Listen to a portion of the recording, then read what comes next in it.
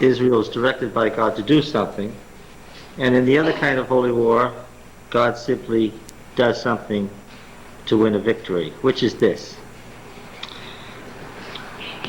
Is Israel's participation in the song? No, not at all. Has Israel done anything? Has Israel done anything even inadvertently to win? No. In fact, who are the combatants? Yes, the Lord and Pharaoh. Is Moses mentioned?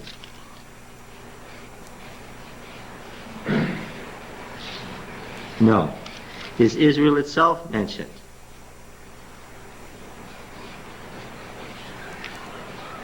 Well, this is interesting. We read this last week. Is Israel itself mentioned?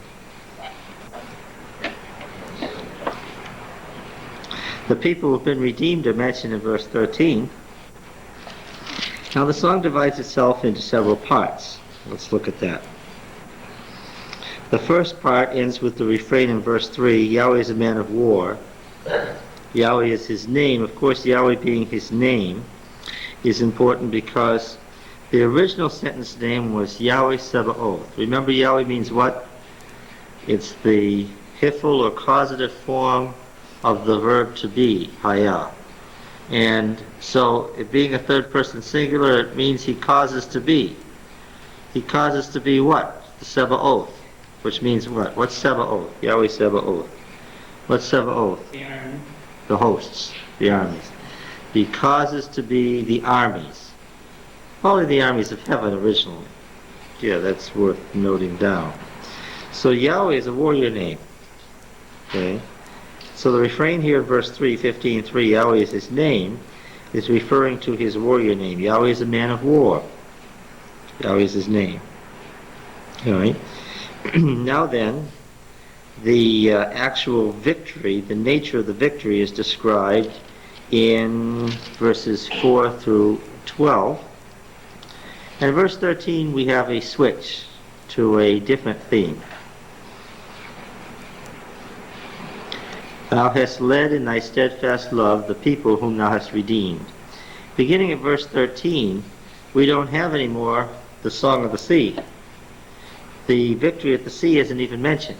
Beginning at verse 13, something different is under discussion. The Exodus and the entry into Canaan is under discussion. The conquest is under discussion. The song historically ends at verse 12. Okay? That's the triumph at the sea. Okay?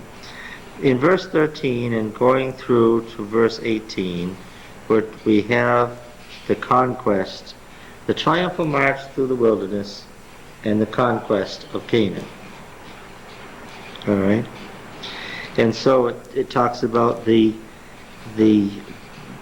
pangs of fear on Philistia, the dismay of Edom, the trembling of Moab, the frozenness of the Canaanites. And it uses the same word as the sea froze or congealed. Okay? And they are like a stone, just like the Pharaoh and his armies were like a stone that sunk. So there are close literary relationships between the first and second part. A number of the words that have certain meanings in the first part are then used again to describe in a different context the triumphal march of the Exodus and the conquest of Canaan. All right? And so verse 17, thou wilt bring them in and plant them on thine own mountain, is obviously making a relationship between Sinai as a cosmic mountain and Zion as a cosmic mountain. The place, O Yahweh, which thou hast made for thy abode, the sanctuary, O Yahweh, which thy hands have established, Yahweh will reign forever and ever. Which, of course, at the time of the monarchy was identified with the temple on Zion. All right? So God taking up his residence in the temple is part of the... We see this same pattern in the Ugaritic hymns, where after Baal's victory, what did he do? He went back to the cosmic mountain, and a temple was built there, and he reigned in the temple forever. Any question on that?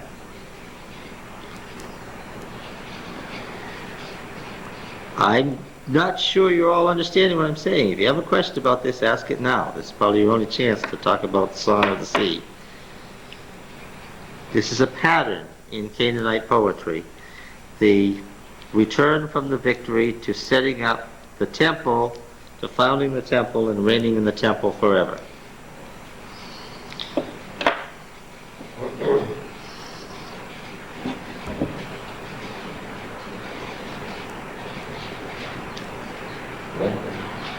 It's the same pattern found in Revelation. So when was this song written? Did they really sing it at that point, or? Nobody knows. It's very, very ancient words. And that means either that it was sung in its ancient words all the way to the end. There's no difference between the first and second part. Which means either it was sung right then, and the second part then, verses 13 to 18, would have to be taken as prophecy of some unnamed mountain in the future that they were simply singing about. Or the verses 13 to 18 are a motif added to the Song of the Sea to celebrate the founding of the temple. And which of those two options is true, Old Testament scholars have been arguing about at least since the 16th century. Okay.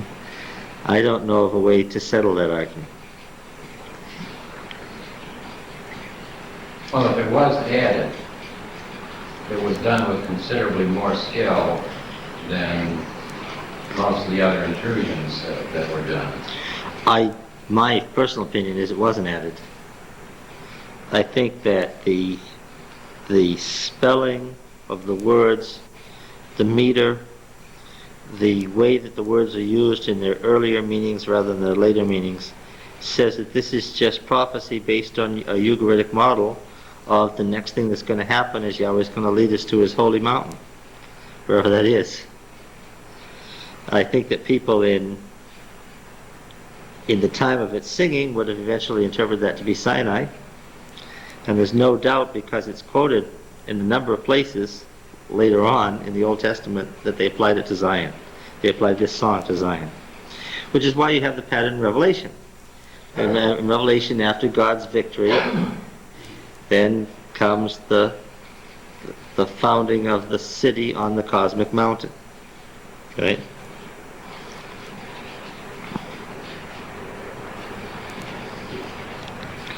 All right. Now then, if there are no questions about that, we'll go on to the beginning of the wilderness narratives. Everybody seems to be satisfied with that.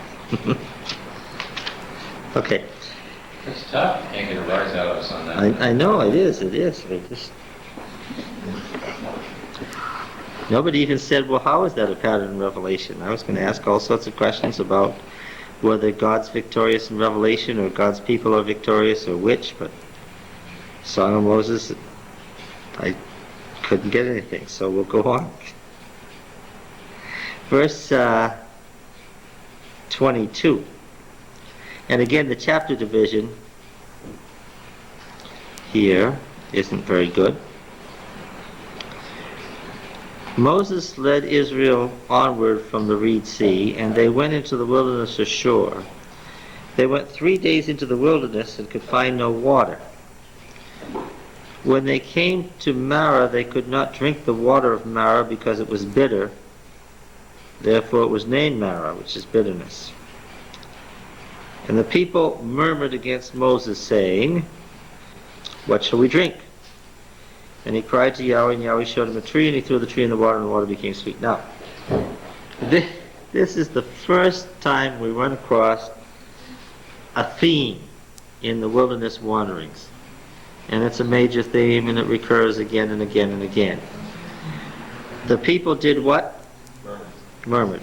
The murmuring of the people is a major theme in the wilderness narratives. there are two different patterns of murmuring that are distinct from one another in the wilderness narratives. In the one, they murmur or complain because of a felt need. The complaint is legitimate. Moses makes intercession. God hears and fulfills the need, whatever it is. In the other one, they complain in an unfounded way. God's wrath is aroused, something terrible happens. Moses' intercession is the third step, and the terrible judgment, whatever it is stopped. Now, all the murmuring stories follows one or the other of those two patterns.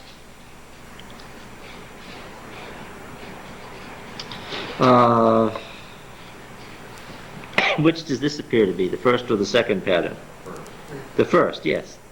They haven't had any water for 3 days. Their complaint is understandable. They ask, what shall we drink, which is not,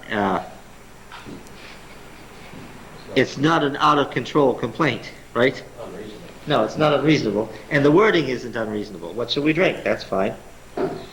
So that's the first of the two patterns.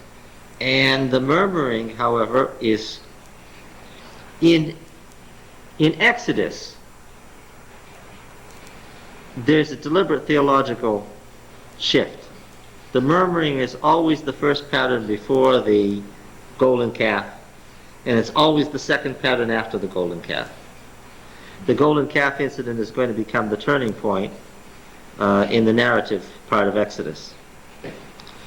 It's a big deal in Exodus, the golden calf, a lot bigger deal than we make it. It's theologically the shift in Exodus. Being Adventists, I imagine we'd make Exodus 20 the turning point. They get the 10 Commandments. I don't know.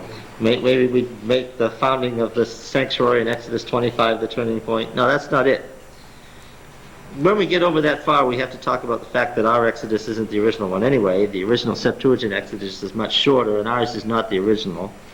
But we'll talk about that when we get further along. Now, as with other things that we saw in the plague, there is a natural, not a supernatural background to this. In fact, so many of the plagues that we saw in Egypt had a natural background that the author was at pains to tell us that Moses asked the Pharaoh exactly when do you want this plague to stop?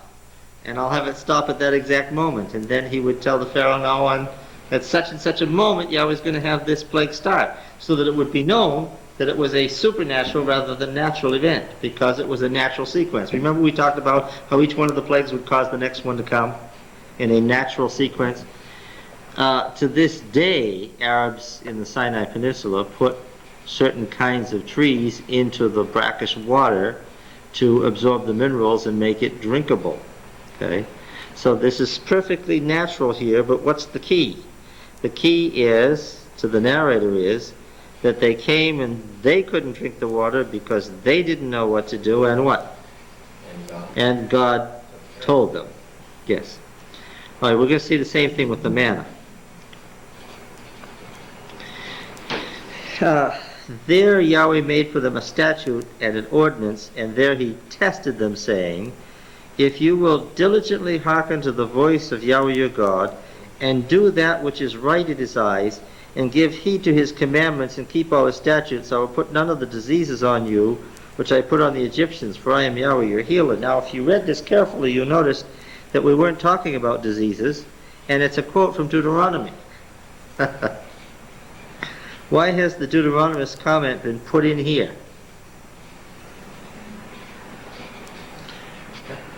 What was the key? Obedience? No, it's a word that you can't see in English. It's a catchword. A catchword is a word that's in two different narratives that causes one paragraph to be tied to another. The catchword is healed. The waters were healed and became sweet. And that has picked up the comment about healing from Deuteronomy. Okay? But even if it's out of place, let's talk about this. He healed the water. And the idea here is the plagues were diseases, and he's Yahweh the healer, right? But none of these diseases or plagues, because it's the word for plague, it's what we saw going on in Egypt, and here the brackish water was healed. And I'll put none of these diseases or plagues on you, which I put on the Egyptians, for I am Yahweh your healer. Disease being seen as the hand of God. Yeah. Active, not passive. God allows diseases. That's not the viewpoint of these verses. What? God causes them in these verses. In the same sense that God causes everything that there is to happen. Then they came to Elam. John, question. Yes? What about the word proved them? Yeah. There he proved them. So no Old Can English that really uses. explain kind of like the same things that were going on with the plagues when he was really showing Pharaoh, as you said, that there was a superpower in control? Isn't he really doing the same thing here again? Well, Only to the... what's the implication of the statement that he tested them? What is the implication? He tested them, and what's the rest of the implication written between the lines there? They failed. Yeah, oh yeah. This is the first test after the victory at the sea, and they have failed it. That's the implication. Again, we say...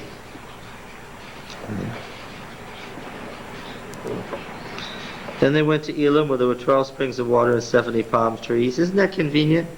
12 springs and 70 palm trees, which of course are key numbers, aren't they? With the 12 tribes and the 70 elders. Yes.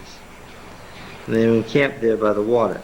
The people, they set out from Elam, and all the congregation of the people of Israel came to the wilderness of Sin, which is between Elam and Sinai, on the 15th day of the second month after they had departed from the land of Egypt. The whole congregation of the people of Israel murmured against Moses and Aaron in the wilderness and said to them, "Would that we had died by the hand of Yahweh in the land of Egypt when we sat by the flesh pots and ate bread to the full, for you have brought us out into this wilderness to kill this whole assembly with hunger." Yeah. Yeah. Well, what had obviously happened by the 6th week? What has happened at this point? Run out of food. They'd run out of food, yes. All right. So they ran out of food, and they were asking in a somewhat more obnoxious way, what are we going to eat? Okay. Yahweh said to Moses, "Behold, I will rain bread from heaven for you, and the people shall go out and gather a day's portion every day, that I may prove them whether they will walk in my law or not. On the 6th day, when they prepare what they bring in, it will be twice as much as they gather daily." So Moses and Aaron said to all the people of Israel, "The evening..." Now look, this chapter is a chronological nightmare, but it's very important to us because it's the Sabbath before Sinai chapter. So let's see if we can straighten this out. The people asked, "What are we to eat?" Then the Lord said to Moses, verse 4, "I will rain bread from heaven for you." And included in there is the Sabbath gathering on the 6th day. Verse 6, "So Moses and Aaron said to all the people of Israel, at evening you shall know that it was Yahweh who brought you out of the land of Egypt. And in the morning you shall see the glory of Yahweh, because he has heard your murmurings against Yahweh. For what are we that you murmur against us?" Now verse 8 has long been noted by scholars to be a nonsense verse that doesn't say anything in Hebrew. It doesn't make a sentence. I know that it makes a sentence in your English Bibles. Why is that? Translators. Because the translators made it make a sentence even though it's gibberish.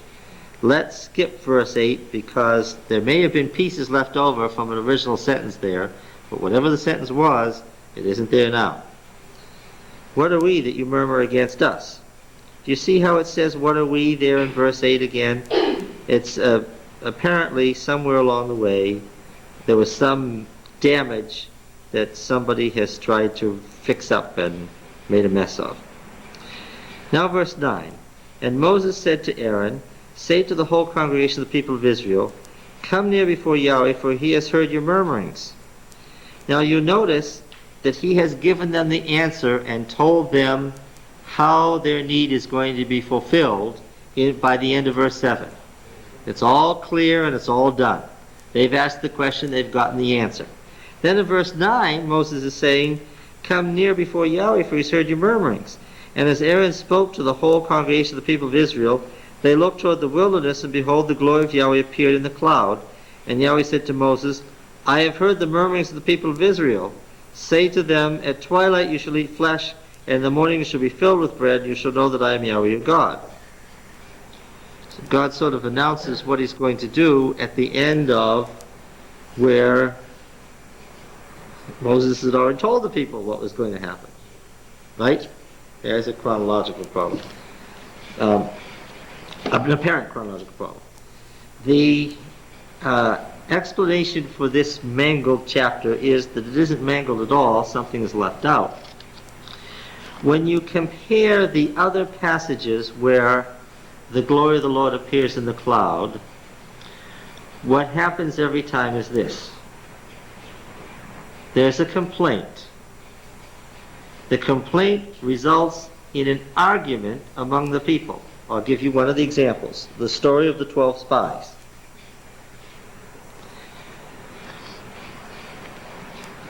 Because there's an argument among the people, Moses gives his judgment. The people, or the majority of the people, don't accept his judgment. Then God appears in the cloud and pronounces his final judgment, which accords with what Moses has already said. Okay? In every one of the stories of this type, that's the pattern. What's missing from this chapter then? It makes all the sense in the world. What's missing from the chapter? The argument. It doesn't say that there was an argument between the faithful and the unfaithful about trusting God for food. You do understand, don't you, that the book of Exodus is edited together from longer sources?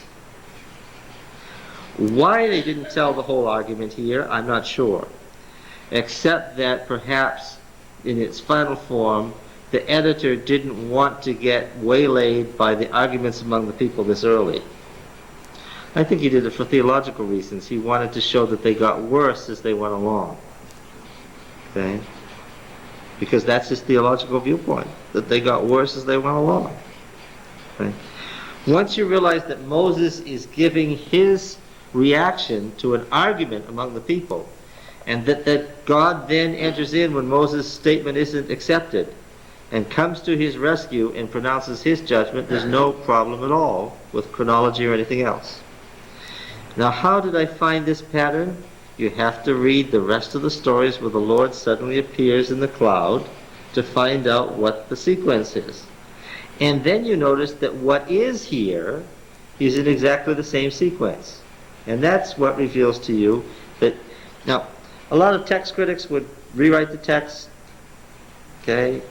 Form critics would say, oh, these verses are all from different sources and so forth. There's nothing like that. In the evening, quails came up and covered the camp. Now here again, we're not dealing with a supernatural phenomenon, but what we're dealing with is the timing. Why? Ever since the 17th century, commentators on the book of Exodus have been pointing out that what? That in the spring migrations, the birds coming from Central Africa and going back to Europe do what? They land on the Sinai Peninsula. Quail land there to this day. Rejuvenate for about 24 to 48 hours and fly on to Europe. The author is at pains to say that it's the timing that is of significance. In the morning, dew lay round the camp, and when the dew had gone up, there was on the face of the wilderness a fine flake-like thing, fine as hoarfrost on the ground. When the people of Israel saw it, they said to one another, "What is it?" For they didn't know what it was. And Moses said to them, "It is the bread which Yahweh has given you to eat. This is what the Lord has commanded. Gather of it every man of you as much as he can eat. Take an omer apiece." There's, in Numbers, what is it? Numbers 11, I think.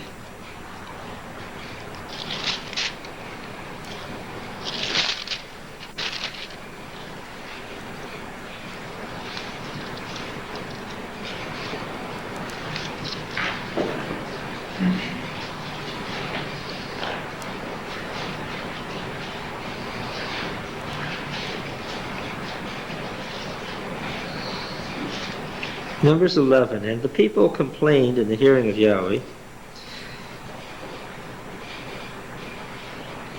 about the misfortunes. And when Yahweh heard of it, his anger was kindled, and the fire of Yahweh burned among them and consumed some outlying parts of the camp.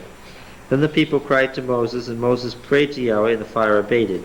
The name of that place was Taberah because of the fire, which means burning, which Yahweh burned among them. Now the rabble that was among them had a strong craving, and the people of Israel wept again and said, "Oh, that we had meat to eat. We remember the fish we ate in Egypt for nothing, the cucumbers, the melons, the leeks, the onions, and the garlic. But now our strength is dried up, and there's nothing at all but this manna to look at." Now the manna was like a coriander seed, and its appearance was like bdellium. The people went about and gathered it, and ground it in mills to beat it in mortars, and boiled it in pots, and made cakes of it. The taste of it was like the taste of cakes baked with oil. The dew fell on the camp in the night, and the manna fell with it. Moses heard the people weeping throughout their families, every man at the door of his tent. The anger of Yahweh blazed hotly, and Moses was displeased, and so forth. There's the other. Now, in the Numbers account then, when does the manna begin? And when does the quail come?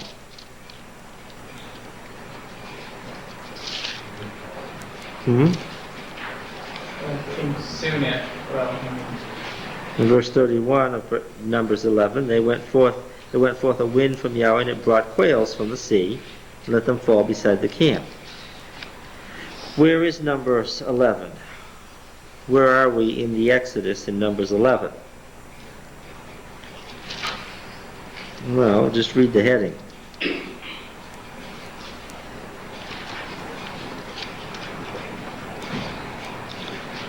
Chronologically, where's Numbers 11? Numbers 11 says this is how the quail came and this is how the manna came. And where is it? Chronologically. I hope it's before Sinai.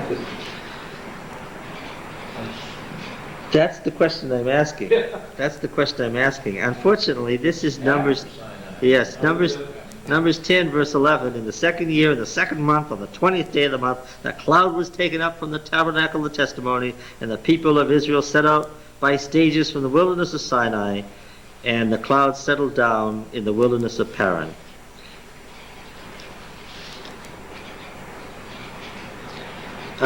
In Numbers, the same events occur. The quail come, and the manna begins, only it begins just after they set out from Sinai. In Exodus, these same things happen, but what? Yeah, just before they arrive at Sinai. Okay? It's two different settings for the same story. Okay, now I'm sure you've all read Exodus and Numbers before, never noticed that, but there it is. That's because of the way it was edited together. Okay? We'll come back to... Are you going to keep talking about that? No, I'm going to go on from that to let you know. You spoke of the quail that landed as a natural phenomenon. There was nothing natural about the descending of the manna, though. There was no natural phenomenon that paralleled that, I hope. Now, why do you hope that? You weren't here to listen to us talk about the plagues, but the plagues, except for the last plagues, were things that happened in a normal sequence. It was that God took control of the sequence to show them that he was in control. Terebinth trees bear fruit, and there's a terebinth louse, if you can believe it, an insect that's part of the family that lice are from, that bore into the fruit, and they eat the fruit and they exude something that's similar to honey, only it's flaky, and it flakes underneath it's the droppings. Now, that's not that bad. We eat honey and that's droppings too. It's the insect droppings. What? Honey's the leavings of a bee. What it exuded after it ate, right? What? You just don't like it put that way, right? Well, this thing, it hardens at night when it freezes, and it's flaky. It's almost opaque, and it melts in the sunshine, and it runs like honey. You ever heated up honey? It's very watery, right? And put it in the refrigerator, and what? Comes up. But this thing is flaky, and you can mill it. And on the Sinai Peninsula, sometimes, some years, it is said that there's almost none of this at all. But other years, it's gathered in great quantities around the terebinth trees, and it is milled and made into a kind of a cake, flat cake, that looks like bread but isn't bread at all, of course, because the stuff is not, in fact, a grain. That is certainly manna. Okay. But what was the key? Yeah, as it is all the way through Exodus. I would think quantity. And quantity, yes. And in fact, it doesn't store well. It does go rancid very quickly in the heat. Which is to say that were we to make the effort, we could go over to the Sinai Peninsula and get some passes and go down there and get some manna right now, if we wanted to. Sometime in the next week or two, because it's the manna season. Okay. That angel's food. What? Is manna angel's food? No. No. That's an old legend, huh? Let's look at Psalm 78.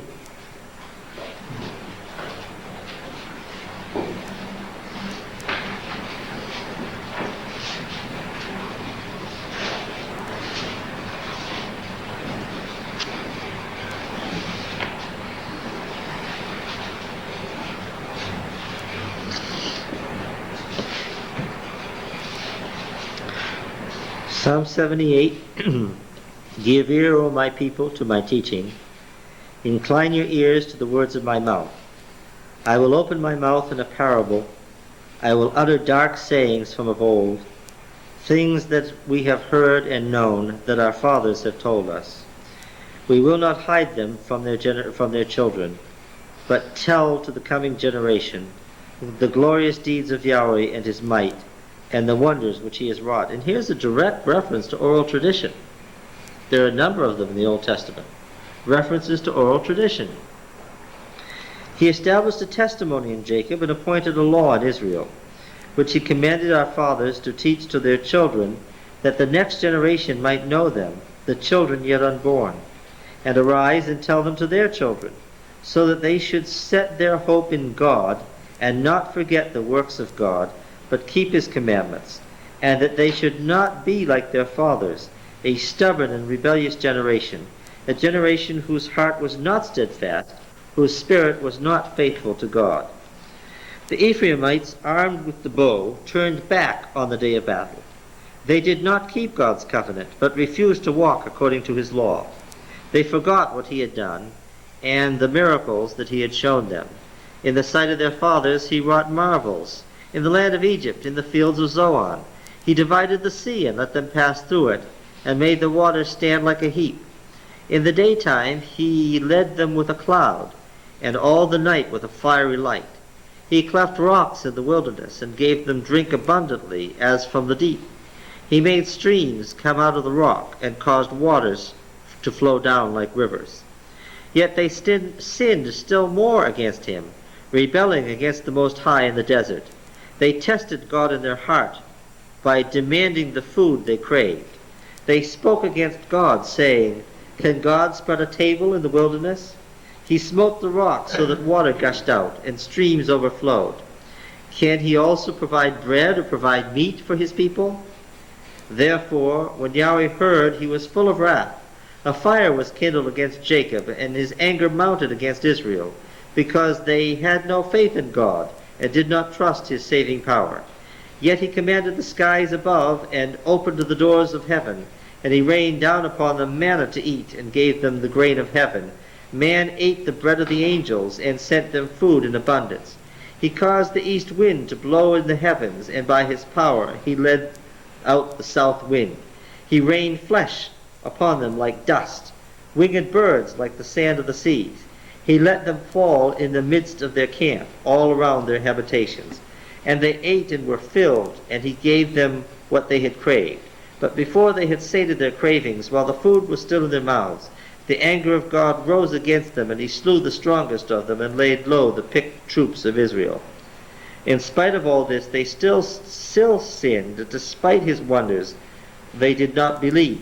So he made their days vanish like a breath, and their years in terror. When he slew them, they sought for him. They repented and sought God earnestly. They remembered that God was their rock, the Most High God their Redeemer.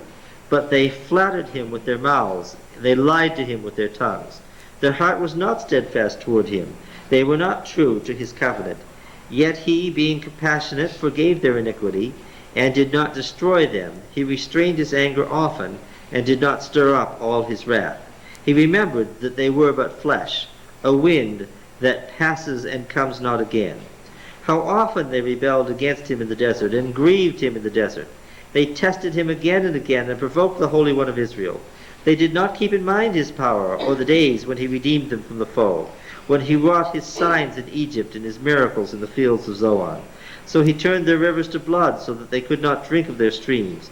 He sent among them swarms of flies which devoured them, and frogs which destroyed them. He gave their crops to the caterpillar, and the fruit of their labor to the locust. He destroyed their vines with hail, and their sycamores with frost.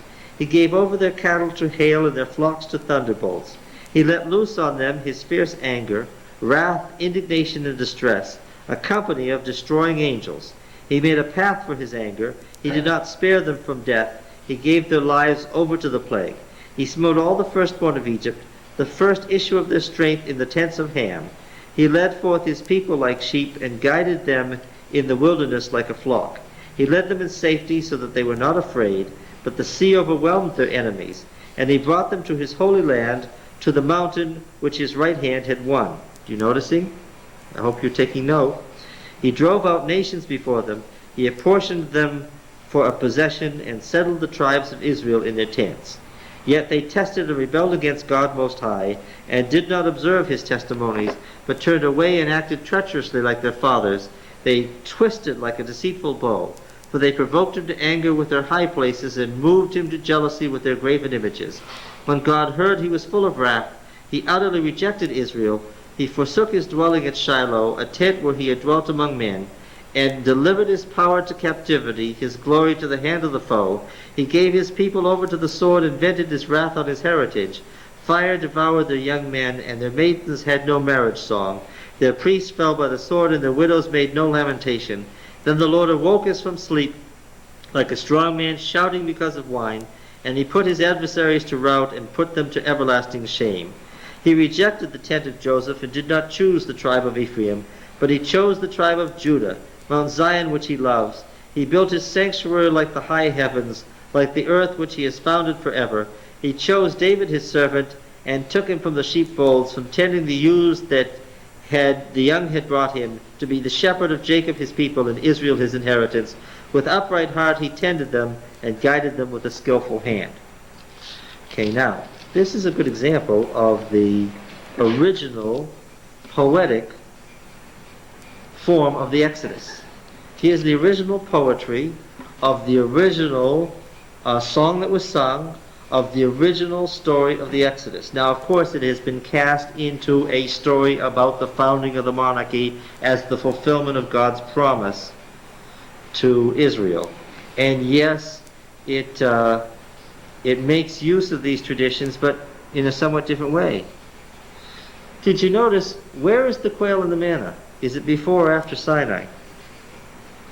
Well, one of the most interesting things about this is, as he tells you the high points, what's missing entirely? Totally, utterly, and completely missing is what? Sinai. The whole Sinai event is missing. And what's interesting is that again and again in the Psalms, and there are a number of Psalms about the Exodus, the whole Exodus event, they move directly from out of Egypt into the land, the conquest of the land and the founding of the monarchy, and they never mention the Sinai event. It's just not important. Okay? Now then, what is interesting here is that when you get to Exodus, Sinai is big. The events at Sinai are big. And they're also inserted. They're inserted after the quail and manna in Exodus, and before the quail and manna in Numbers. And the Sinai story is a story unto itself. It's put in slightly different place chronologically in the two different books. Well, that's just like some of the other things that are slightly different. But the Sinai traditions, as they're called, rest unto themselves and are separate from the wilderness march traditions. But where do you put the Sinai traditions in the wilderness march? Here in one book, there in another book. Okay? But the Sinai story was written as a separate event that got placed into the narrative of the wilderness march. Is everybody clear about this? And obviously it's a lot more important as time goes on than it was originally. Yes. I probably missed something in our meeting, but which is the accurate account and how important is it to us right now? Numbers or Exodus, I hope. I don't know. I don't know which is the original account. I don't know. So we don't know for sure? I don't know. I don't know. If the manna, if the... Quail and manna came before or after Sinai? I don't know. I really don't know. See, historically, we have placed a lot of emphasis on this. No, haven't we? well, but you see, why is it important to us? Because in Exodus 16, the whole business about the Sabbath, gathering twice and so forth, is the Sabbath before Sinai. That's why it's important to us. We like the way it is in Exodus. As Adventists, we want to make sure that Exodus is right and Numbers is wrong. Why? Because we want the Sabbath to exist before Sinai. Exodus 16 is a proof text for us. Okay? So we don't like Numbers 11, because Numbers 11, it would make all the sense in the world to mention gathering twice on Friday. Why? Because it's after Sinai. They've got the fourth commandment already. Then you don't, the man gathering sticks, you don't have anything, the man gathering sticks on the Sabbath and all that, you don't have any Sabbath before Sinai in the narrative. Is it important? Well, not very. Where's the Sabbath? Where's the Sabbath? Genesis 1, creation. The priestly account is the Sabbath is a creation. In the priestly account, the Sabbath has nothing to do with Sinai. Right? And that's one reason it was left out, because the priestly account didn't want the Sabbath and all this other stuff. The priestly writer did not want the Sabbath and the whole sanctuary system to be tied to Sinai. The priestly writers didn't want all that stuff tied to Sinai. Why?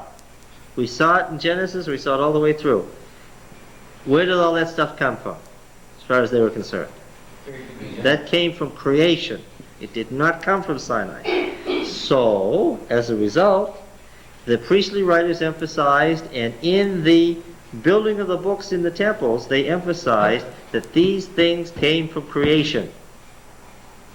Okay? It's only in the election of Israel and the emphasis on Israel as special people and the special covenant that Sinai becomes important. Right? And that became important when Israel was struggling with the nations. Right? When Israel was struggling with the nations, then God elected Israel, and the election was at Sinai. Right?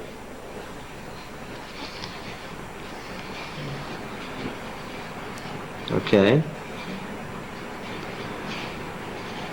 Yes, when you say I hope it's Exodus, I understand. As evidence, we want Exodus 16 to be the exact chronological narrative sequence as it actually happened.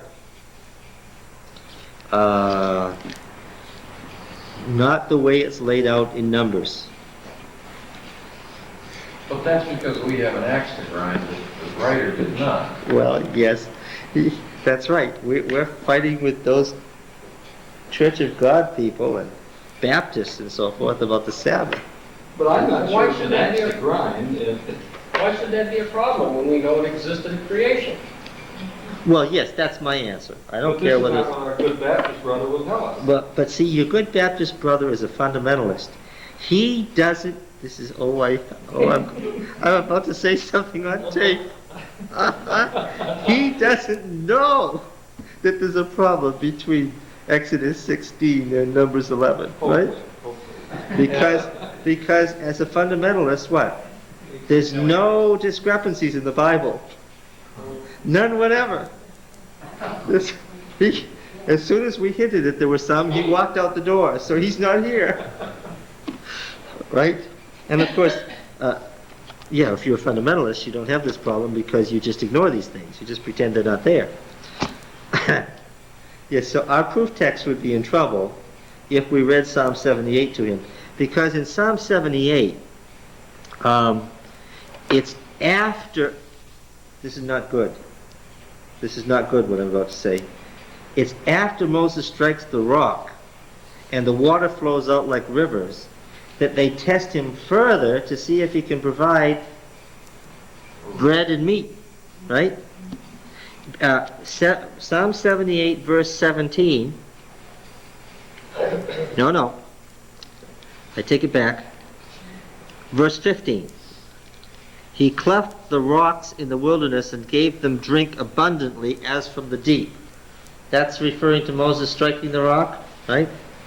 He made streams come out of the rock and caused waters to flow down like rivers.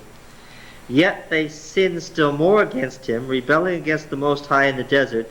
They tested God in their heart by demanding the food they craved. Now this is the Numbers form of the story. They spoke against God, saying, "Can God spread a table in the wilderness?" He smote the rocks so that water gushed out and streams overflowed. Can he also give bread or provide meat? The bread is the manna and the meat is the quail. Is it before or after Sinai in Psalm 78? Yeah. It's after. Yeah. You're shaking your head. But that's still Yeah, what two before, one after. Or one before. Well, no, actually there's more. Psalm 78 isn't the only psalm about the Exodus. What? realistically, there still shouldn't be a problem. Oh, no, I don't raise these things to make problems. Yeah. I'm just pointing out that the account, as we have it in Exodus, and we use it as a proof text, we probably shouldn't. And that's to use Genesis. Oh, yeah. The theology of the priests is that it came a creation, that's it. The Lord could have rained down the manna before and then after as well. Yeah, except that it doesn't say he did it before and after. You see, there's no way that the people could be demanding meat in the second year and the second month after the Exodus and asking, can God give us meat and what are we going to eat, if they'd already been having manna all along, right? Well, did they have enough supplies to last until this late manna? Late manna, no? Yeah. What are we doing now? We've got two different accounts, and what are we trying to do? Sounds like you're trying to defend the Lord. What? Oh, wait a minute. Let's quote Mrs. White. God hasn't put himself on trial in the Bible. God hasn't put himself in words in the Bible, right? We're looking at Bible editors. This has nothing to do with the word of the Lord. The word of the Lord is here, but we're talking about chronology. And after all, This is important to us because who made a proof text out of Exodus 16? 19th century Seventh-day Adventist. Yes, that's right. Is this a proof text anywhere in the New Testament? No? No, look, I understand that now you're trying to get the accounts together, so you want to be a third Bible writer now who writes a different story. And your story is going to be what? The right one. And it's going to say what? Before Manna. They got manna before, they got manna after. Well, is that possible? But the problem is that they couldn't be surprised and shocked by the manna. And they couldn't be asking for meat and saying, how are we going to get meat in the wilderness? How on earth are we going to find meat in the wilderness if this thing had already happened to them last year? Well, the name is a giveaway. I mean, it's not really a name. It's what is it? Yes. Yeah. You can't. So if they've been eating it for a year, why would they call Yeah. it what is it? Yeah, you can't call something what is it after a year. You can call it the same old stuff maybe. That's the name you could give it. But you could yes, you could call it angel leftover food, but you couldn't say what is it. You saw the line of poetry there. The poet, of course, is trying to emphasize how ungrateful they were. And so in poetic lines, what does he say? And you know I don't have to give you a lecture, do I? I'm not literalizing poetry, right? Because if you took everything in the Psalms as literal, you'd have some really funny things, right? That's sort of like trying to literalize one of Jesus' parables. Yeah, you can't use a proof text in Psalm 78 and say, you see, this is the food that the angels ate. Right? But What is the angels food? I don't- 25, no, yeah, where was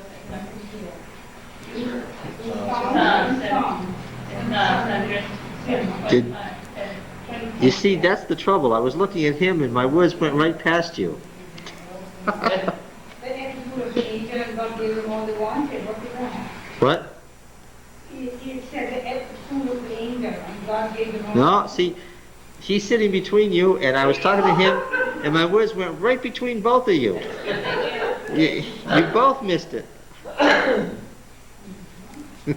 Didn't I just say this? I'm going to try this again. I'm going to try.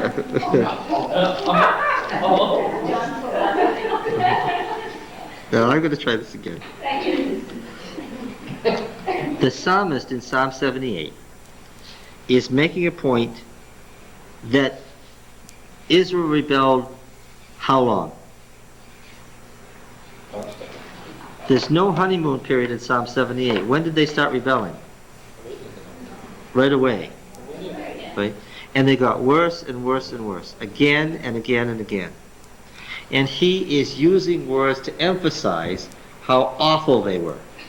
And he's writing poetry, right? Okay. And so in this poetry, he mentions now let's use a different verse as example. Verse 15. He cleft rocks in the wilderness and gave them drink abundantly as from the deep. He made streams come out of the rocks and caused waters to flow down like rivers. Well, is that exactly what happened? Water came out of the rock, but it didn't gush out like rivers. They weren't all swept away. They didn't all go down the wadi swimming for their lives, did they? This is poetry. Oh yes, it was sufficient, but he's not talking about sufficiency here. What is he saying? What's he saying here? Yeah, he's using hyperbole. You know what hyperbole is? Okay, this is typical of poetry. All right. A fire was kindled against Jacob, verse 21. You understand the fire is God's wrath. Verse 23, he commanded the skies above and opened the doors of heaven.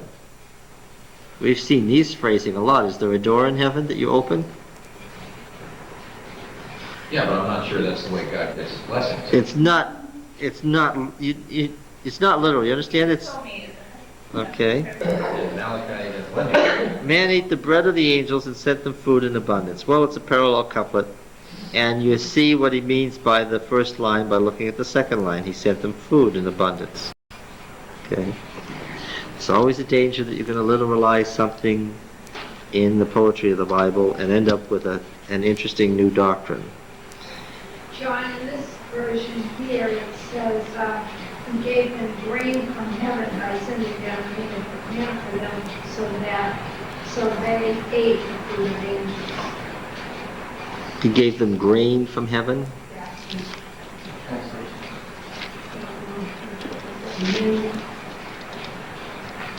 Good news. Well, of course the word bread has the same semantic range in Hebrew that it has in English. Bread can be a loaf of bread made of grain, or it can be what? Give us our daily bread, meaning what? Food. Yeah, it's a word that means food in Hebrew too. I wouldn't take it that literally, because I'm sure that he's not trying to say grain. He's saying food. I don't think it really says angels in the Hebrew, it just meant the usual word. What does it say? Avirim, What? Avirim, or like the mighty men is what it really says literally. Yeah, but that's a word that's often used for it. It means the angels. It's just a synonym. Let us get back to Exodus 16, which is where we are. My answer to the question, could it be both, is what? No, not really. There's no way you can have them totally shocked and surprised by the manna 2 times. Not only that, it sounds like you're saying that you feel that it was after Sinai. Had to be. Couple of things. We've got these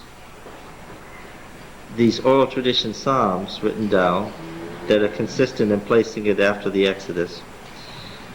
The command about the Sabbath, and make sure now that you can gather twice as much on Friday, makes a whole lot more sense if they have just been told the commandments, doesn't it?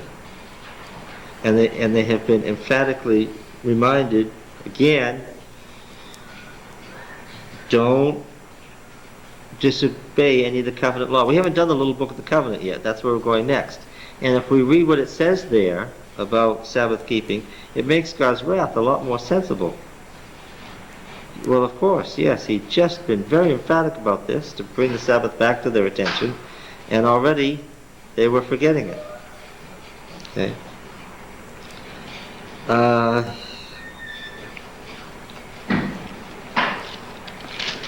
Well, we had the quail and the manna, verse 13. In the evening, quail came up and covered the camp. In the morning, do you have Bibles that have cross-references in the margin? Does anybody have cross-references in the margin? What do you have in verse 13 for cross-reference? Numbers 11:31. Numbers 11, yes. What else? Psalm 78, yes. Yes. And of course, Psalm 105, of course. And Numbers 11:9. Yeah, because this whole thing is, in fact, if you read the cross references, you're going to run through Numbers 11 all the way down. It's got the same words. What's Deuteronomy saying? Yes, Deuteronomy also has a what? Deuteronomy 32? Well, that's the, yes, Deuteronomy 33. Deuteronomy, 33:20. yeah, Deuteronomy 33. But that's not really the passage I'm thinking of. Deuteronomy 8:3. Yeah, I think it's Deuteronomy 8 and 9 that is parallel to this passage.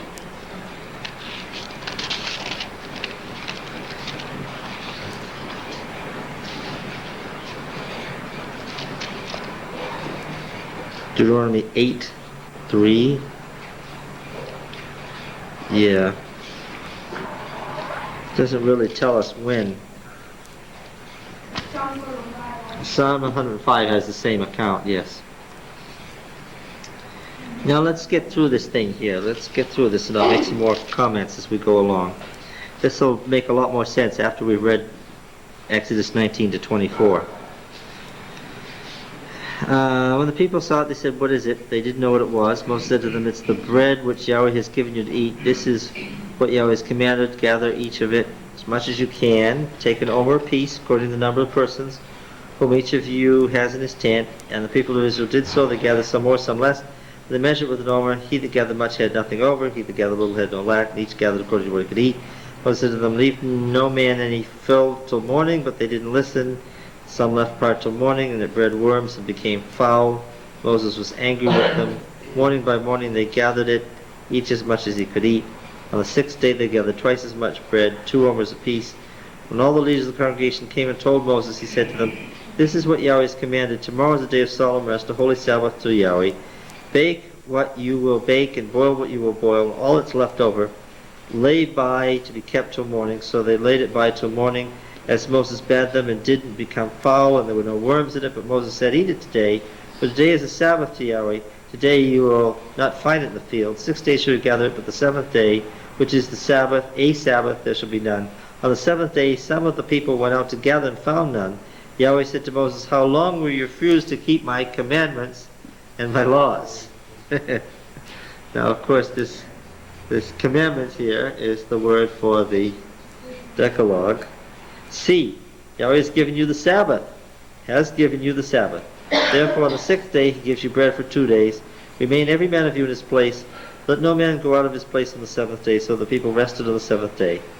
Now the house of Israel called its name Manna. It was like coriander seed, white. The taste of it was like wafers made with honey. Moses said, "This is what Yahweh has commanded, that an omer be kept through your generations, so that they may see the bread that I fed you with in the wilderness. I brought you out of Egypt." Moses said to Aaron, "Take a jar, put an omer of manna in it, place it before Yahweh to be kept throughout your generations." Yahweh commanded Moses, so Aaron placed it before the testimony to be kept. Uh-oh. What do you mean he placed it before the testimony? What's the testimony? The Ten Commandments. 10 Commandments. Placed it in front of the 10 Commandments. Now what's the problem with that chronologically? Sanctuary was only made after. Yeah, we don't have any sanctuary to put it in. And no ark and no 10 Commandments for that matter. Alright? How are we doing here? I'm thinking all the times I've told my Bible students. Now I gotta go back and write letters and apologize. That would not be wise.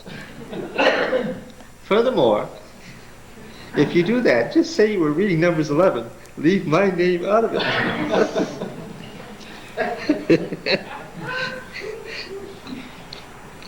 And as Yahweh commanded Moses, so Aaron placed it before the testimony to be kept.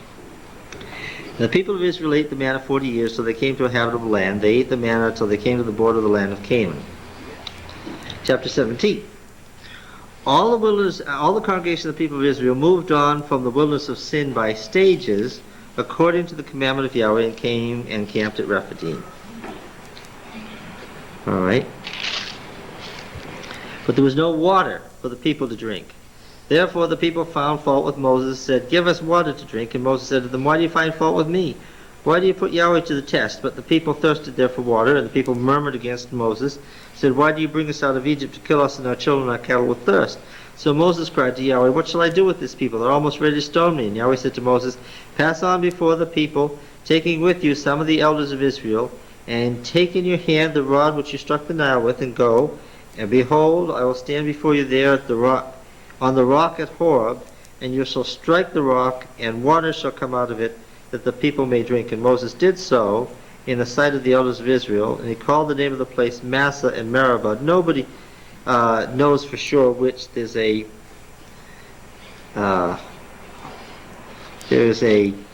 textual confusion here about which is Massa and which is Meribah. You may have noticed that already. Right? Because of the fault finding of the children of Israel, because they put Yahweh to the proof by saying, "Is Yahweh among us or not?" Then came Amalek and fought with Israel at Rephidim. And Moses said to Joshua, "Choose for us men and go out, fight with Amalek. Tomorrow I'll stand on the top of the hill with the rod of God in my hand." So Joshua did as Moses told him and fought with Amalek. Moses, Aaron, and Hur went up to the top of the hill. Whenever Moses held up his hand, Israel prevailed. Whenever he lowered his hand, Amalek prevailed. Moses' hands grew weary. They took a stone and put it under him, and he sat on it. And Aaron and Hur held up his hands, one on one side and the other on the other. The hands were steady until the going down of the sun, and Joshua mowed down Amalek and the people with the edge of the sword. Now he said to Moses, "Write this in a memorial in a book and recite it in the ears of Joshua, that I will utterly blot out the remembrance of Amalek from under heaven." Moses built an altar and called it by the name of it, "Yahweh is my banner," saying, "A hand upon the banner of Yahweh." Yahweh will have war with Amalek from generation to generation. Yes? So where did Joshua come from? He just all of a sudden comes out and appears in this. Yeah. I mean, he just out of the blue. Now, what point have we been making here about these chapters? They're not. Were we to take these chapters, where would we put them?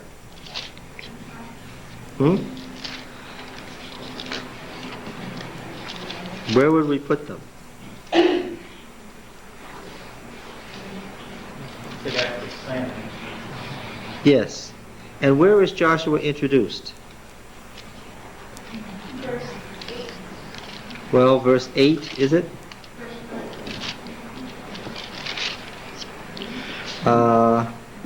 Verse 8, verse 9? Verse 9, yes. Do you have any cross-reference there?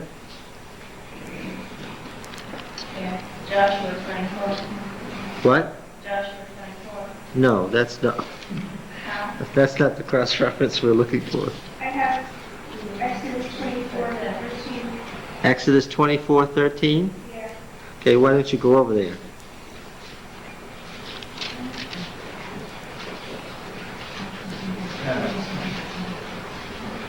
Moses arose and he attended Joshua. Yes, is Do it? a little bit of introduction there Well, is it Na'ar? What is it? What's the word? for attending. Yeah. Let's see.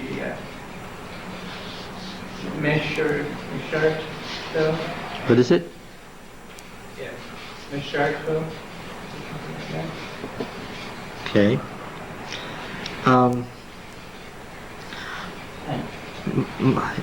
Joshua is introduced in verse 13. And who else is here with him? Moses rose with his servant Joshua, and Moses went up the mountain of God. He said to the elders, "Tarry here for us until we come to you again, and behold, Aaron and Hur are with you. Whoever has a cause, let him go to them." So who are the three leading assistants? Joshua, Aaron. Joshua, Aaron, and Hur. Yes.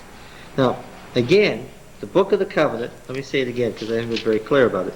The Book of the Covenant is Exodus 19, 20, 21, 22, 23, and 24. Exodus 19 to 24 is the Book of the Covenant. Were I to take chapters 16 and 17 and put them somewhere, where would I put them?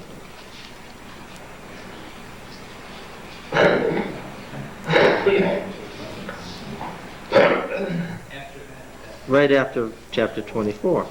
Yes.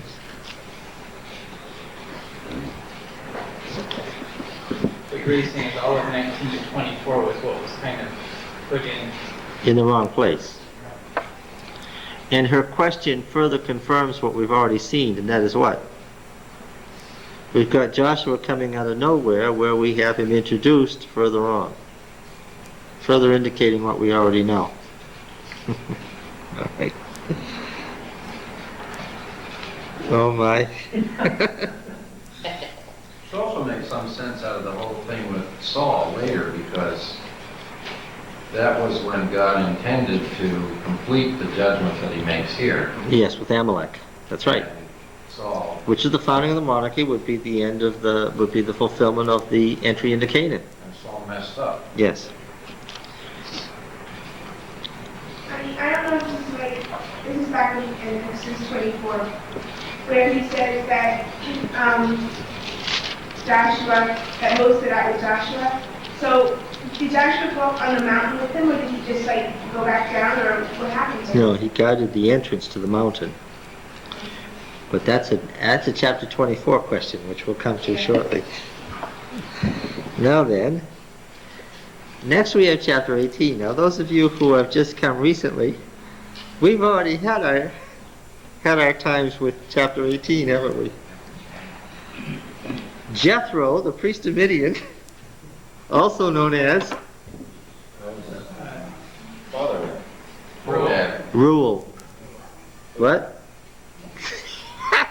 He said, hold up. I have my shoe off. I tell you. Do I need to repeat that Jethro was not his name? Yes, because I didn't hear it. Jethro is not the personal name, but what? Yes, it became a city, Jair, the region in southern Judah, because the Jether tribes got attached to Judah eventually, right? And became quite influential in the days of David, right? What? You don't remember going through all this stuff about Jethro not being a name? That Jether is the name of a city?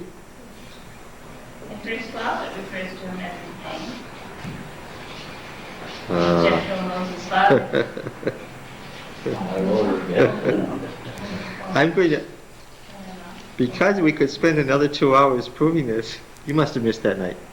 Jethro isn't a personal name. It's the name of a city, a region, a district, the clan leader. It's a title, a city name. What was the man's name? Rule. Yes. What was his name, Tony? Rule. R-E-U-E-L. Rule. His name, his name as well as his title name is given in a number of places, but just here they're using his title. What? He's just saying, how come you didn't say that?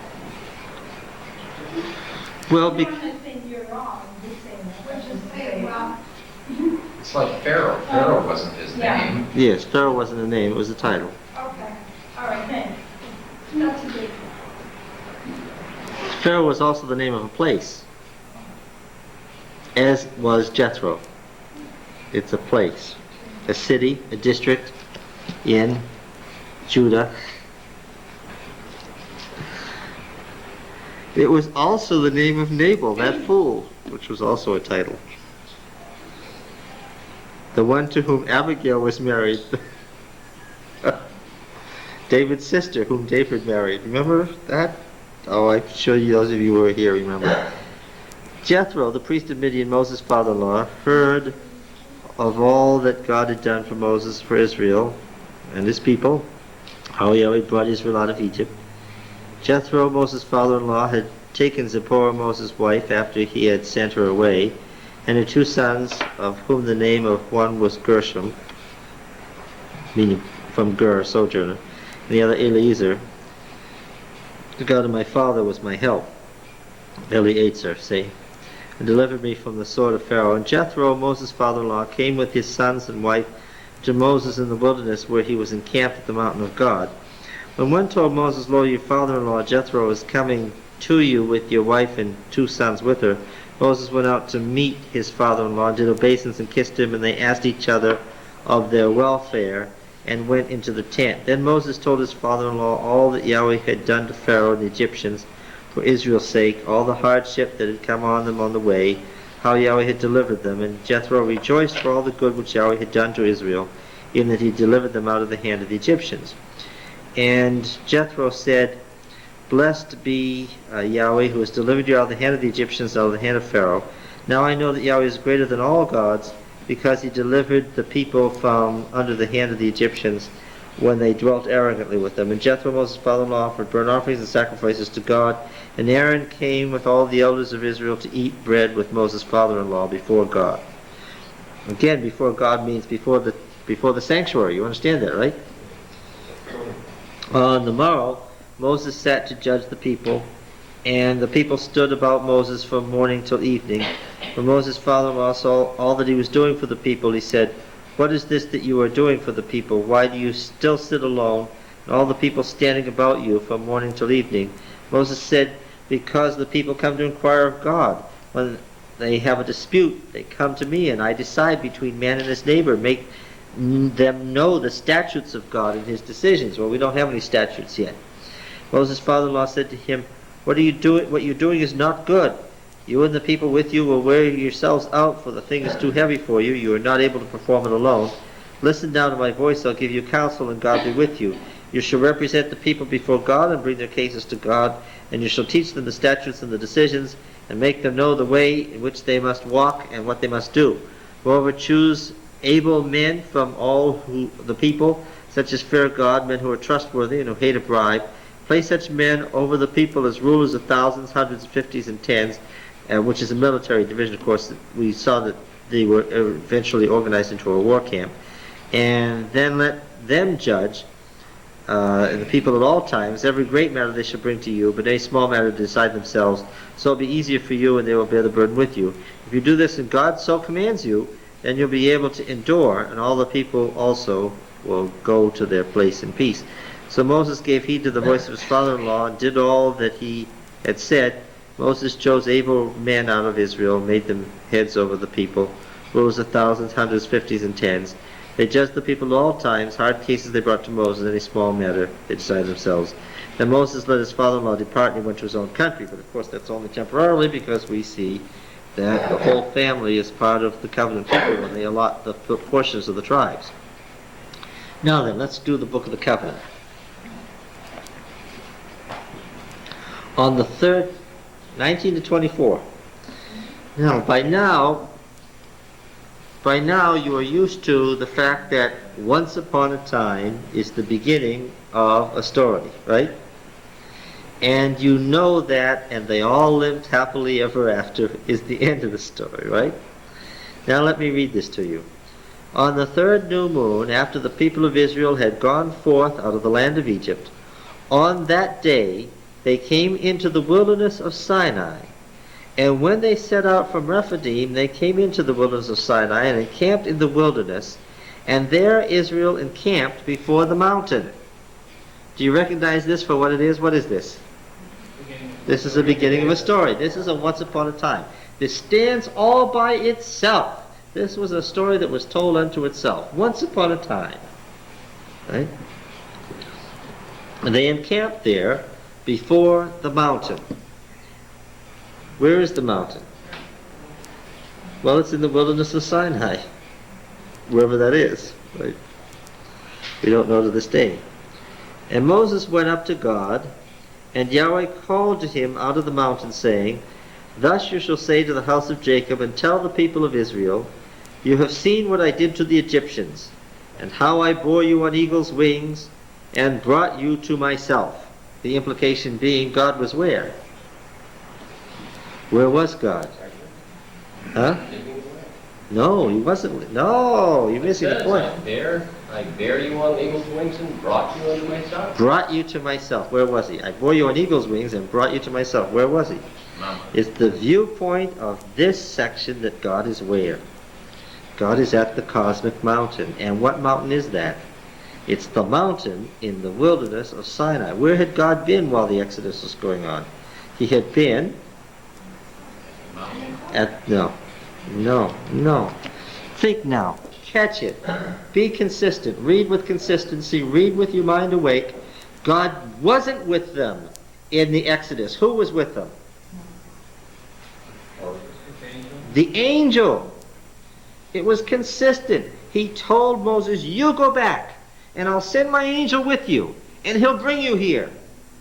Exodus 6, I know, because I read it in the Bible. In Exodus 6, you go there, I'll send my angel with you, and he'll be with you, and he'll bring you back here to me. And now, what's happened? Now they have been brought back. In the theology of the Yahwist, where was God? All the time. He was on the cosmic mountain.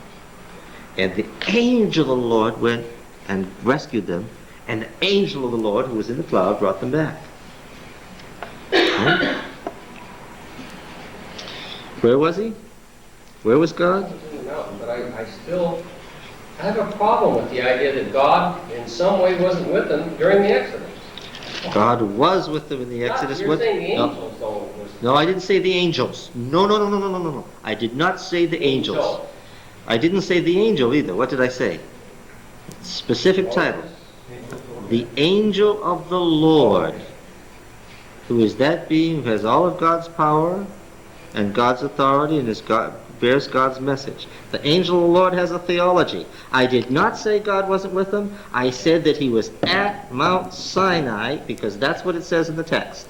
And he sent the angel of the Lord to rescue them from Egypt in the Yahweh's account. Okay?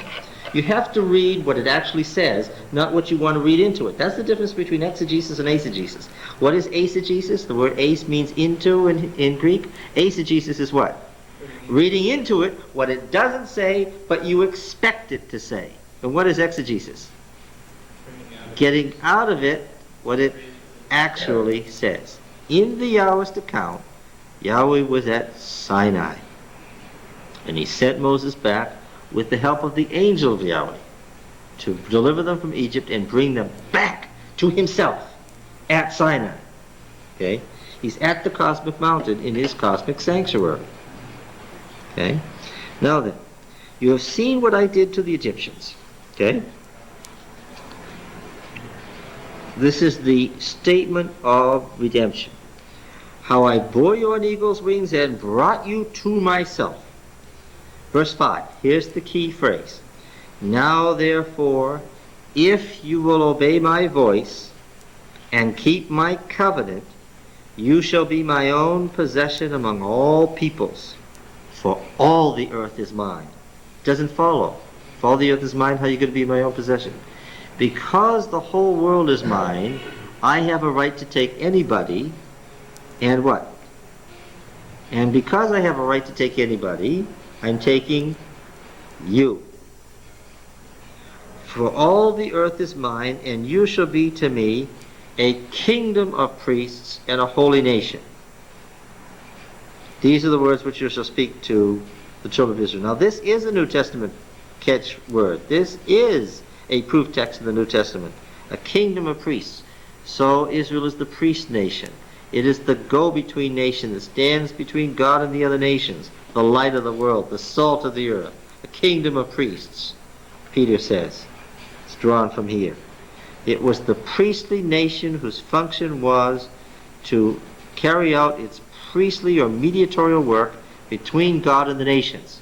This is as close as you get to the idea of evangelism in the Old Testament. That's the evangelistic thrust of the Old Testament. That Israel is the priestly nation, mediating between God and the peoples. So Moses came and called the elders of the people and set before them all these words which Yahweh commanded to him.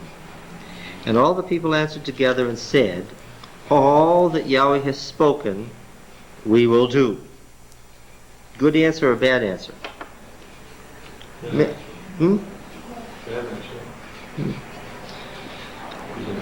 Probably had some mixed motivations in it, but the bottom line is what? Well, if they were saying, promising to do something, they couldn't do it. There you are. It was a bad answer because what? They couldn't do it. They didn't understand the spirituality of the law. What would have been an appropriate answer? Appropriate answer would be, how are we going to do that? How does God think we can do that? How can we be a holy nation? How can we be a holy nation? That's what they should have asked. This is what God wants us to do. We would like to do that. How can we be a holy nation? They didn't answer that. They said, everything he says we'll do. And by the way, they said that without finding out everything he was going to say. This is why it's called a covenant of works. They promised to do the deeds without knowing what the deeds were. Yet. Moses told the words of the people to Yahweh, and Yahweh said to Moses, "Go to the people, consecrate them today and tomorrow, and let them wash their garments, and be ready on the third day. On the third day Yahweh will come down on Mount Sinai in the sight of all the people, and you shall set bounds for the people round about, saying, Take heed that you do not go up into the mountain or touch the border of it. Whoever touches the mountain shall be put to death. No hand shall touch him, but he shall be stoned or shot. Whether beast or man, he shall not live. When the trumpet sounds a long blast, they shall come up to the mountain." So Moses went down from the mountain to the people and consecrated the people. They washed their garments. He said to the people, "Be ready by the third day. Do not go near a woman." So this is what you usually have when you're preparing for war. In fact, the sound of a trumpet is the sound of call to war. This is the beginning of the Holy War. We have war imagery here. This is the beginning of the Holy War, which is another reason why the battle with Amalek should have occurred after Sinai and not before. They are now going to join God in his war. In the defeat of Egypt, what part had Israel played? None. But by making them his agency, they were now going to join his holy war, and he would defeat the enemies through them. Okay? This was a different form of holy war. There are two. Now, why did God say to them, "No, you shouldn't answer that way"? Well, there's no substitute for experience. Right? You have to experience something before you can know it, because remember, you don't know something until you've experienced it in the Bible. The Hebrew mind, to know means to have experienced. On the morning of the third day, there were thunders and lightnings and a thick cloud on the mountain and very loud trumpet blast, so that all the people who were in the camp trembled. Then Moses brought the people out of the camp to meet God, and they took their stand at the foot of the mountain.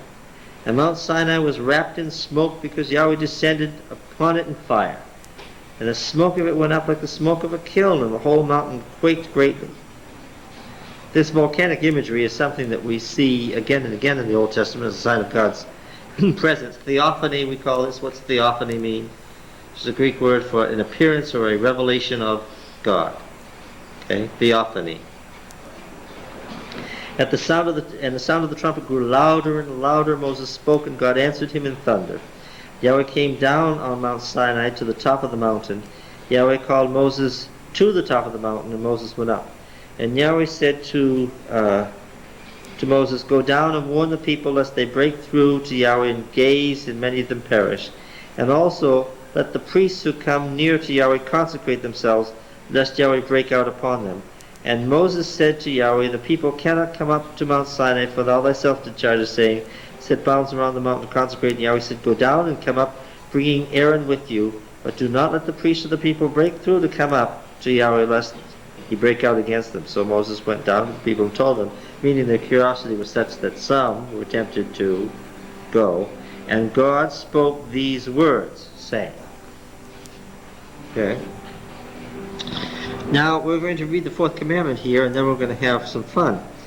Chapter 20 and verse 8 reads, "Remember the Sabbath day to keep it holy." And it doesn't fit the form of the other commandments. Did you notice? The other commandments say you don't do this and don't do that and don't do the other, but this one says to remember, to keep it holy. 6 days you shall labor and do all your work, but the seventh day is the Sabbath of the Lord your God. In it you shall not do any work, you or your son or your daughter, your manservant or your maidservant or your cattle or the sojourner who is within your gates. For in 6 days Yahweh made heaven and earth, the sea and all that is in them, and rested the seventh day. Therefore Yahweh blessed the Sabbath day and hallowed it. So why do we keep the Sabbath? Because of creation. Okay. And Deuteronomy 5. Why don't we close that door there? Deuteronomy 5.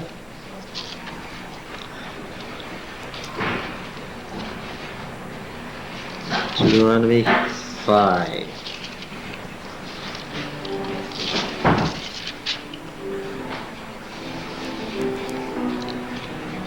Deuteronomy 5 and verse 12, the fourth commandment.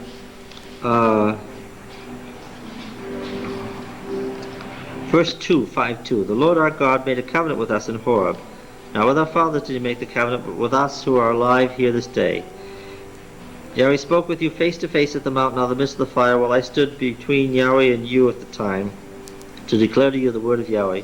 For you were afraid because of the fire and did not go up to the mountain. He said, no, for you were afraid because of the fire and did not go up to the mountain. No, that isn't what Exodus says. He said, quote, and now verse 12, observe the Sabbath day to keep it holy, as Yahweh your God commanded you. It doesn't say to remember, it says to observe here. Different word. 6 days you shall labor and do all your work, but the seventh day is the Sabbath of the Lord your God. In it you shall not do any work, you or your son or your daughter, or your maidservants or manservant, or your ox or your ass, or any of your cattle, or the sojourner who is within your gates, that your menservant and your maidservants may rest as well as you. You shall remember that you were a servant in the land of Egypt, and Yahweh your God brought you out thence with a mighty hand and an outstretched arm. Therefore Yahweh your God commanded you to keep the Sabbath day. What's the reason for keeping the Sabbath in Deuteronomy? Which is what? Creation. Say it in one word. Don't say Exodus. Say what? His bringing them out of Egypt was what? Redemption. Okay. The reason for observing the Sabbath in Exodus 20 is creation. The reason for observing the Sabbath in Deuteronomy 5 is redemption. Now, of course, let me rush right in here and ask you, hesitate to answer this question. Do hesitate to answer this question. Which are the words that God actually spoke? The ones in Exodus 20 or the ones in Deuteronomy 5?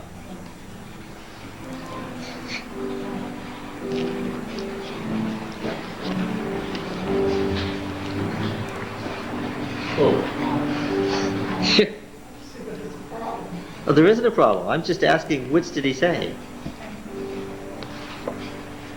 Exodus 20. You are going to stick by Exodus, right? Let Numbers and Deuteronomy fend for themselves. Exodus is our book, right? One says remember, one says keep. Observe, it says actually. Yeah. But that isn't the change of that one word that makes me most interested. It's the reason for keeping the Sabbath that is different, the one from the other. Yes, turn back and forth. If you're not familiar with the two different forms of the commandment, look back and forth. And what I'm asking now is, which one was the commandment that God gave? They both say this is what he said. It says at the beginning of Exodus 20, this is what God says. It says at the beginning of Deuteronomy 5, this is the words that he said. Which is correct? He can't have said both of them because they're not the same set of words. Do you hope that he said on Mount Sinai the Exodus 21, or do you hope that he said on Mount Sinai the Deuteronomy 5 one? Is it possible that reason why is an insertion?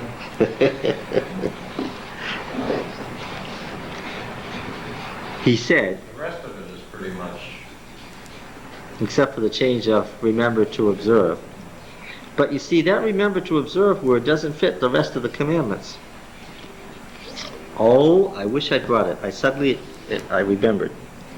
I have a little brass Torah that I bought in Israel. You know, and there's the 2 tables of stone, and they're set on a little pedestal, and it's got little doors with the words from Deuteronomy about binding these words on your doorposts and so forth. And the little doors you open on the Sabbath, see, if you're an Orthodox Jew, you open these, and then it's got inside, and these two little tables, it's got the Decalogue. Because Decalogue means what? 10 laws? What is logos? 10 words. Yes. Because in fact, the 10 words are exactly correct. And we can find the 10 words scattered all through the covenant codes. If we went looking for them, I could show you each one of the 10 words and the elaborations that are given to those 10 words. And the 10 words were the Decalogue. And the Decalogue was 10 words. What God said was 10 words. He spoke a word, and I presume he paused, because I'm sure that as an orator God would allow for emphasis, and then he said another word, one word, and stopped, and then he said another one, and another, and how many did he say? 10, and no more. And what were those words? The particle lo, which means no, is part of the word in Hebrew. It becomes part of the word. To do something or not do it is a word. So what was the first commandment as it was originally given? I'm not talking about as we have it in Exodus 20 or... Now, I know, by the way, the elaborations from the 10 words into this long set here is all God speaking, because later on he explained these. He explained it through Moses, and it was added right in, and as it's given here, the words plus their explanations are given. No problem, it all originated with God, no problem, but these aren't the 10 words. These are the words and elaborations from later law codes. What were the 10 words? And they're very short, by the way. Very short little words. What were the 10 words? The first one was what? Yes, no gods. No gods. That's the first commandment, no gods. Because gods in the ancient world were gods. No gods. Israel didn't have gods. It had Yahweh. He wasn't like any of those gods. He wasn't to say he wasn't a god in that sense at all. No gods. The first commandment was no gods. Isn't that 2 words? That's 2 words in English. Let me say again. The lo, the L, the particle in Hebrew becomes part of the word. Okay? It's a single word. No gods. Would they have figured out from one word, no gods, what he meant? Oh, I'm sure they would have, but this wasn't it. It wasn't just the Decalogue. What was he going to do immediately thereafter? He was going to give them many more laws that were expansions of these 10 words. Mrs. White writes in Patriarchs and Prophets that he didn't leave just the Decalogue, that he gave them laws and judgments which were only the principles of the 10 Commandments amplified and given in specific form, that none need err. So God amplified immediately after the 10 words. Began immediately. But the first one was no gods. What was the second one? No images. No images. That's the second commandment. No images. The third one? Don't swear. No oaths.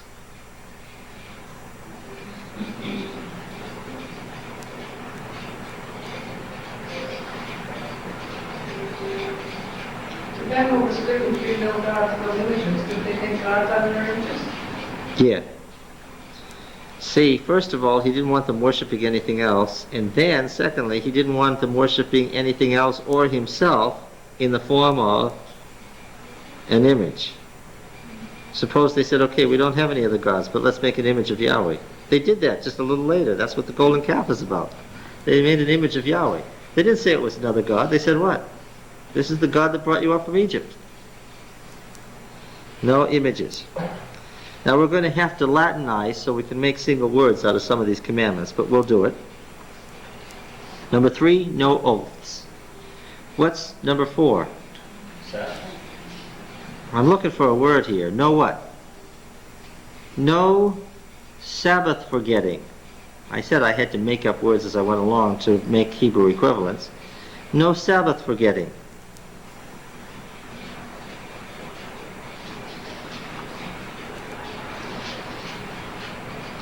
Now, had there been Sabbath forgetting? Oh, I'm sure there had been. Yes.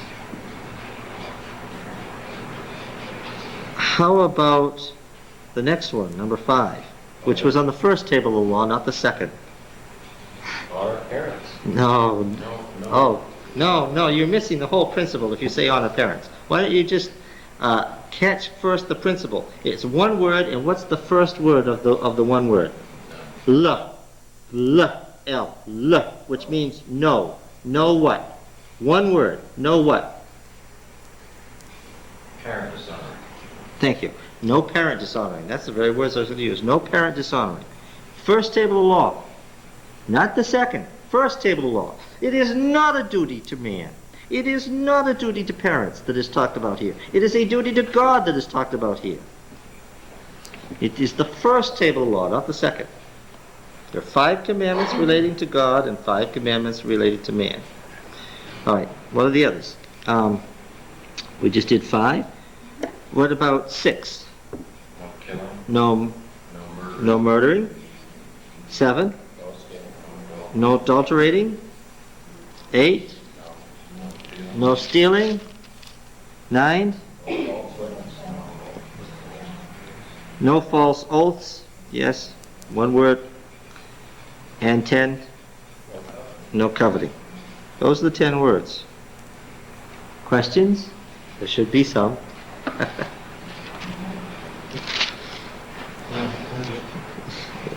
I'm not sure these are the type of questions you want, but the 9th one, no false oaths. Could you elaborate on that one? Yeah.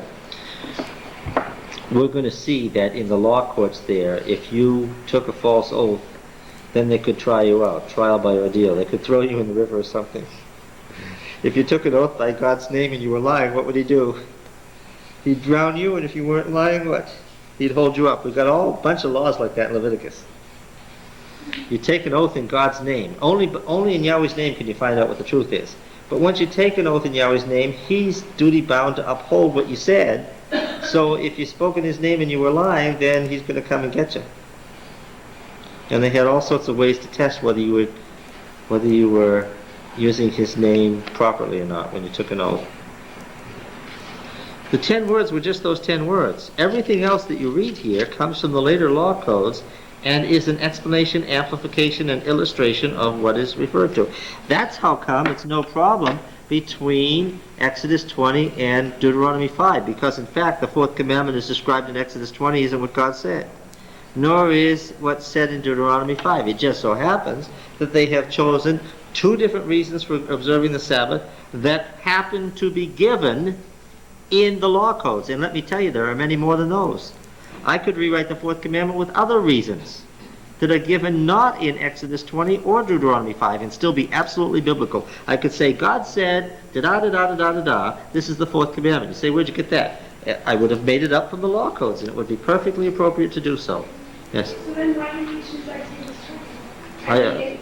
We don't choose Exodus 20. It's all the Word of God. He gave a variety of reasons. One was creation, another was redemption, another was the need of animals for rest.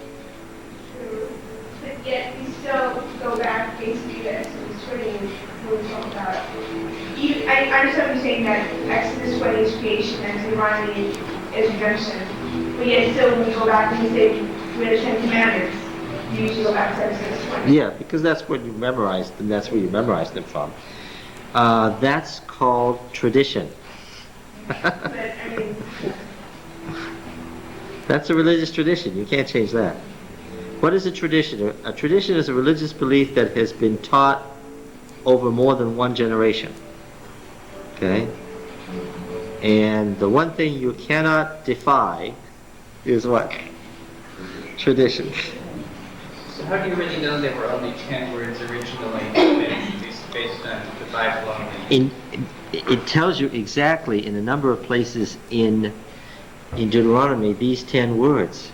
It says Devarim, these 10 words. So He spoke to you. Do you remember where he said he spoke to you those 10 times and only 10 times? In the first 4 chapters of Deuteronomy, he mentions that. I never remember that. Yeah, and each one of the 10 rebellions was a test on one of the 10 commandments. He said, then you rebelled against him those 10 times. Look it up, you'll find it. We'll come to it. That's a Deuteronomy question.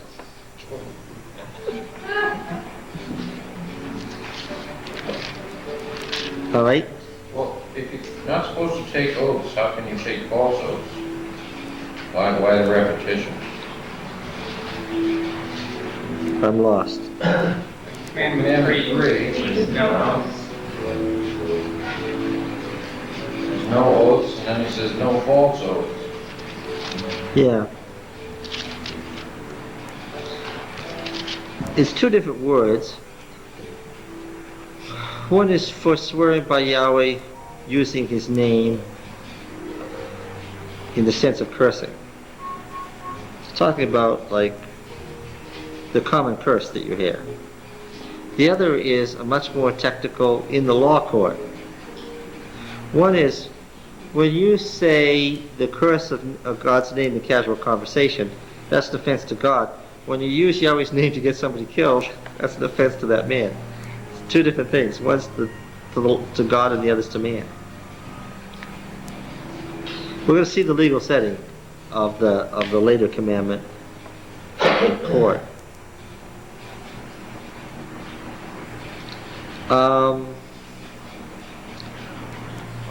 Honor your father and your mother that your days may be long in the land which Yahweh your God gives you.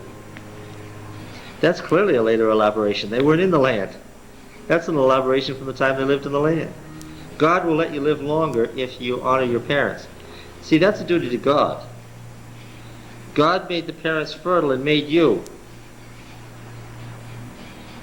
Dishonor the parents and what? You dishonor God. Yeah. See, it's not the parents that are even important in that commandment. The parent could be a scum, but what? Required honor because what? Through the parent, God created you. And it's God's creative authority that you are dishonoring. It's a duty to God, and He'll let you live longer if you do that. It's something between you and God. It has nothing to do with the parent. It's why it's on the first table of the law. It's one of the first 5. I know they're divided up 4 and 6, but that's because the point was missed. Look. You could spit in the face of another man, and what would happen? He might punch you, or take you to the judge by your hair. Okay? If you cursed God, what would happen? Nobody'd punch you. What would they do? You'd be stoned to death. In the same way, you might hit a man on the street, and he might hit you back. But if you cursed your father, what would happen? You'd be stoned to death. Why? Because it's not an offense to another person. It's on the first table of the law. It's an offense to God that required death. Because the first 5 commandments, any violation of the first 5 commandments required immediate death. Violation of the second 5 commandments required a law case. You had to go to court to find out if the person did in fact steal or swear a false oath in a prior proceeding. And that was a violation of God's law. Yeah, that's right. So when it comes to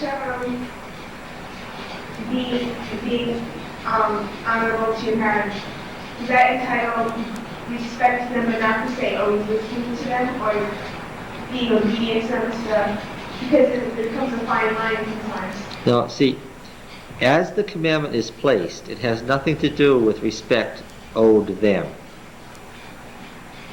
As far as the 10 Commandments are concerned, and the elaboration is given, they may be people to whom no respect is owed. But the respect is given why? Because God created you through them. It's a matter of honoring God, not the persons involved. It's nothing to do with the persons involved. That's why you get stoned to death if you ever found cursing a parent. It's on the first table of the law. All right? Isn't this fun? No, I don't understand why they would still then, if they stone them to death, they still maybe no. If they stone them to death, they Oh, wonderful. Yes. Harag means to murder, not to kill. There's no commandment against killing. There is no commandment against killing. Yes.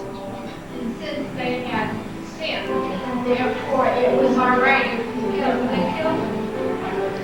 It's just like Capital punishment was the main protection that society would be not get out of control, which it would still be if it was administered the way it was in ancient times. If somebody did something requiring capital punishment, when did you have the trial? 10 years from now?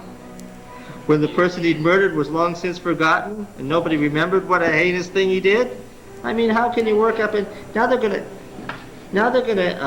have the executions put on television. Well, that's wonderful.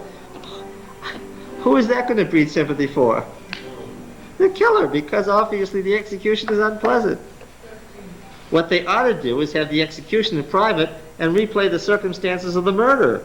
in public to remind people why the person has to be put to death. Look, in ancient times, when was capital punishment carried out? You had the trial when? Had to be done the next day. And then what? And if the person was found guilty, what?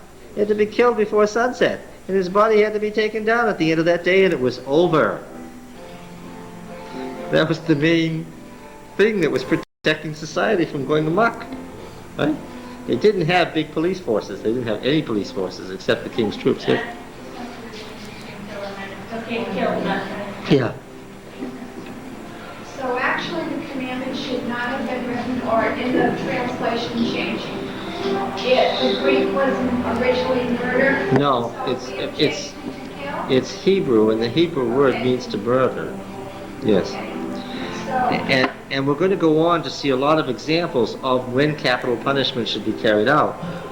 If you said thou shalt not kill, you'd have a terrible situation, because what did God immediately direct them to do? He immediately directed them to go out and kill the Canaanites. Now, when we looked at the story of Sodom, we found out why. There's some places that are absolutely, totally unredeemable, and the only thing you could safely do would be to kill everybody. Yes, but of course you'd have a hopeless contradiction if the commandment was don't kill. Yeah. It's don't commit a murder. Okay, but suppose somebody did murder, and then one of the law courts of Israel tried him and found him guilty and he was stoned. That stoning of him would not be a murder. It would be a killing.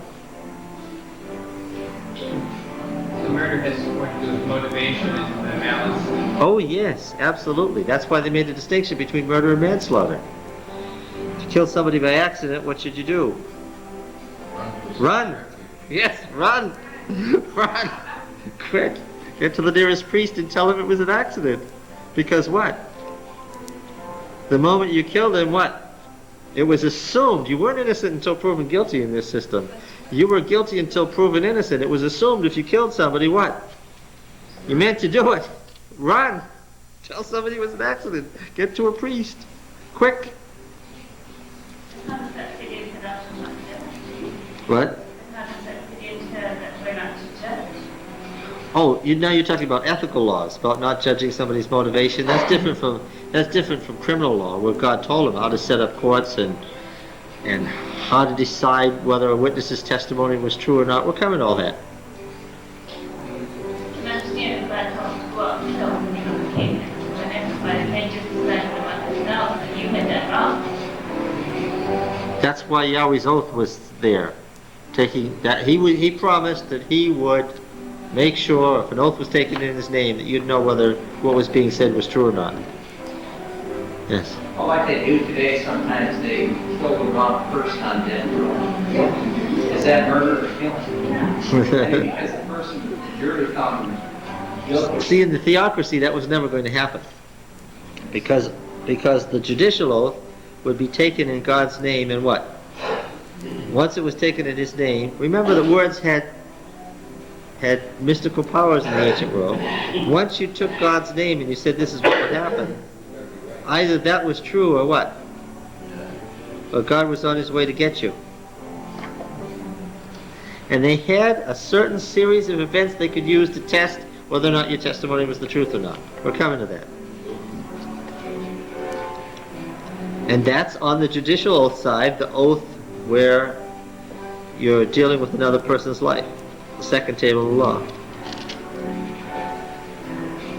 More? More? That's something else we have trouble with, because we have divorced law from and trial from its original roots, which were largely based in people's willingness to swear that something was true or not true. When we say, oh, everybody knows it's true, but you can't prove it, we have flip-flopped the original. I mean, we've taken the original rule of law, which was if everybody knows it, then it is. Modern law is based on humanism. Yeah.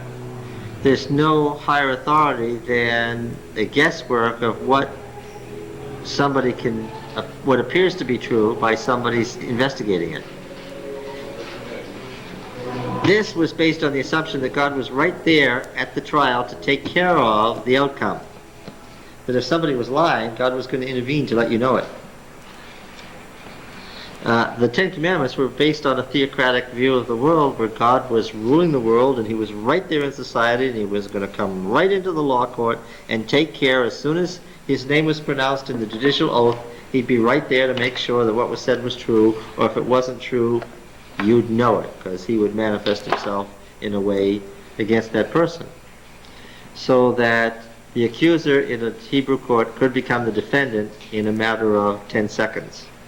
That's the way it worked. Okay. But didn't he always manifest himself in that way? There's false trials and stuff that he played. Did people get killed by accident? They did during the monarchy, because the prophets were always saying about judicial murder carried out in God's name, and that's why he was going to destroy the state. Yeah. If you were a defending attorney, you would sure try to put the blame on the one that was accusing, wouldn't you?